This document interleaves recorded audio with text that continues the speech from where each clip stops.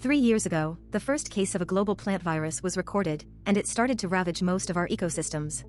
Eating food infected with the virus causes severe autoimmune diseases, and the loss of plant life has decreased the amount of oxygen in the atmosphere to 10%, which has increased the number of natural disasters all over the world. The world's leading research laboratories have been unsuccessful in developing a cure, and people are starting to think the planet is doomed. The only hope left is Project Gemini, developed by Dr. Stephen around 2 ancient alien artifacts discovered by paleontologists who are sure the objects are 4 billion years old before there was any kind of life on Earth. Stephen's team has recreated the super tough materials that the sphere and the engine are made of and have made copies, and this engine has allowed them to build a ship that flew unmanned and found a suitable planet to terraform. The sphere is for creating life and works thanks to dozens of commands that the team has finally finished decoding. It's also proof that life on Earth was created by aliens. A team consisting of both doctors and military pilots will be traveling to create Earth 2.0 with the sphere in the solar system TESS, which is several hundred light years from here. Stephen has a wife called Amy, who doesn't want him to go on this mission. On the day of the launch, she still comes to the base to try to stop Stephen from leaving, but she doesn't make it on time and must watch how the ship leaves the planet. When the vessel leaves the atmosphere, an unusual crack appears on the alien sphere, indicating they may not be alone. Using the alien engine technology, the ship opens a warping portal that allows them to jump across the universe. However, as soon as they make it to the other side, the systems indicate an error. They haven't arrived at TESS, they're somewhere unknown. Stephen blames engineer Peter for this, claiming he made a mistake when he entered the coordinates, so he's relieved of his duties for now. Moments later, while Stephen rests, he keeps thinking about Amy, but also about the first time he activated the sphere, which allowed him to see some weird humanoid form that quickly disappeared. Afterward, Stephen asks the team to try to set the jump trajectory to figure out where they are, but it's impossible to do because all their data is messed up as if they moved between the 3rd and 4th dimensions. Meanwhile, Peter leaves his bunker and takes one of the security cameras so he can inspect the sphere alone. At that moment, the computer announces someone has opened the repair airlock and that there's an unidentified object approaching. To everyone's shock, they suddenly see a frozen Peter floating outside. Dr. David thinks Peter ended things because he couldn't live with his mistake, but Dr. Leona refuses to believe it because she's known Peter for 8 years and he wasn't that kind of guy. Stephen scolds her for crying over the guy that has doomed humanity and orders her to take over Peter's duties from now on. Later, David shares that when his daughter died, he also almost ended things, but he thought he could be useful instead.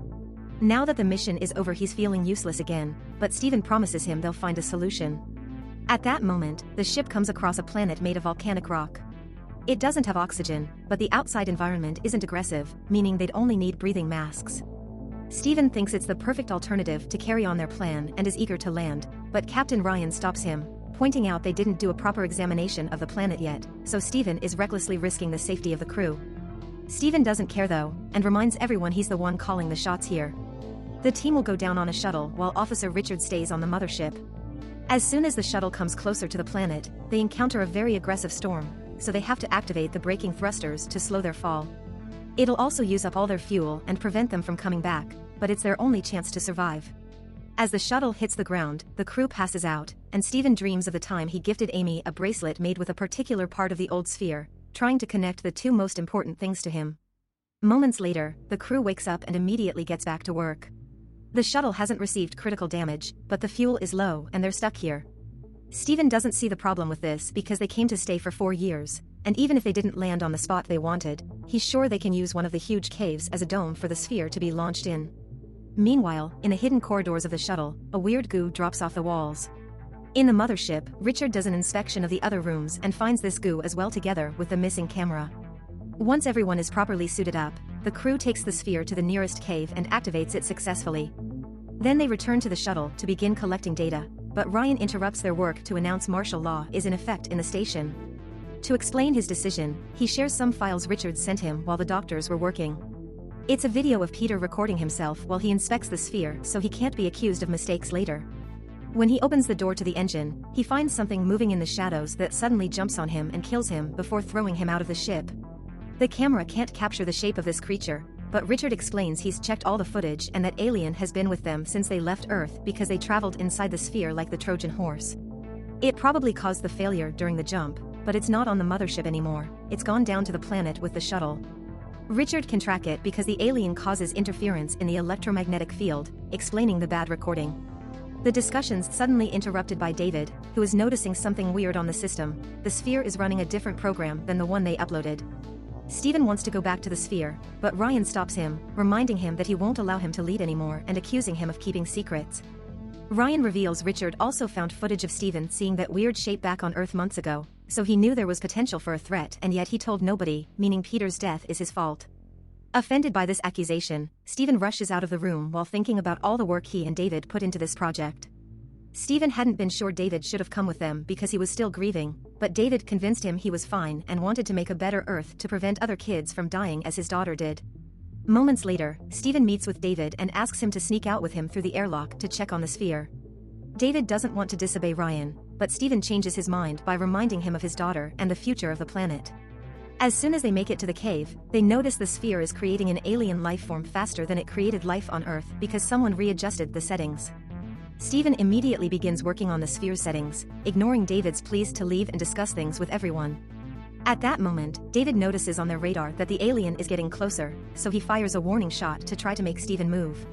Steven responds by taking out his own weapon, but before things can get ugly, they notice the aliens already entering the cave. After Steven grabs a piece of the sphere to take with him, both men begin running away, noticing the creatures getting closer because of its shadows and the noises it makes. They finally get a full view of it when they leave the cave, but before the creature can attack them, they manage to get back into the shuttle and shut the airlock. David calls Steven out for risking their lives, but Steven reminds him the sphere is more important and that next time he won't hesitate to shoot. Then Ryan shows up to scold Steven as well, and when Steven explains they'll have to use force to stop him, Ryan punches him. Suddenly, the computer raises an alarm to let the crew know the module's integrity has been compromised. Leona leaves her room to check the issue and finds lots of goo in the corridor, only to suddenly be pulled back into a different area. It's Frank, who informs her the alien has made a hole in the low deck and now is in the lander. Very carefully, the pair makes their way to hide in the lab, where it's getting very hard to breathe. In a flash, the lights go out and a strange noise can be heard coming from behind the plant units. This means the alien is here, so Frank pushes Leona out of the room, and as she runs down the corridor, she can hear Frank's screams while the alien kills him. Leona meets with the rest of the team in the control room and tells them what happened, prompting Ryan to scream at Steven for bringing the alien back with him. The creature entered by making a hole in the hull. It also damaged the generator and the cameras aren't working, so they've lost contact with Richard and they don't have visuals on the rest of the ship. Their only solution is to go to the backup generator and reconnect everything, which is extremely difficult to pull off if they can't track the creature, prompting Steven to volunteer to go since it's his fault. With his weapon out, Steven carefully makes his way to the generator and manages to bring back the communication system. The team can track the alien now and warns Steven that it's near him, but as soon as Steven tries to leave, he begins hearing those noises. Luckily Ryan thinks fast and drags him back into the control room by using a metal rope. Then, the team makes a plan together to smoke the alien out of the ship. While Steven waits outside to play bait, Leona opens the airlocks followed by the lab door, rushing to hide in another room as the alien comes out. The creature quickly begins making its way through the airlocks, but when Richard tries to turn on the engine to burn it out, he can't because the alien is interfering with the signal. Steven runs for his life and Leona comes to help him, but at that moment, the alien comes out, and Richard regains access to the engine. Steven and Leona run back inside as the creature is hit by the fire, but this isn't enough to kill it and it tries to reach Steven, who is being dragged inside by David. The alien's tentacle hurts David's arm right as they close the door, leaving the creature's limb inside.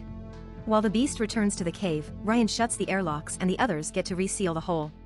Moments later, the team finds Frank's body, and while Leona decides to end things for herself because of her grief, Steven thinks about Amy again.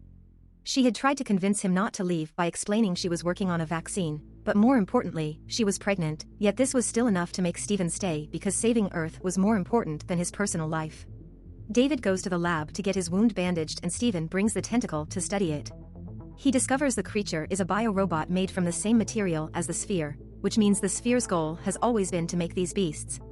Steven informs David that the tentacle has infected him with a bacteria with a very powerful defense mechanism, meaning his blood now holds the key to making a vaccine to save Earth.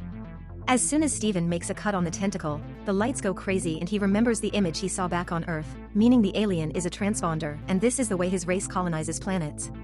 Steven decides they need to kill the alien and restore the sphere's settings, but Ryan locks him up in the lab and tells him he's under arrest for putting everyone's life at risk. Ryan points out lives are expendable to Steven, and David agrees, saying Steven only wants to play hero and he never cared about humanity. This makes Stephen remember her last argument with Amy, who accused him of having a savior complex before throwing her bracelet away.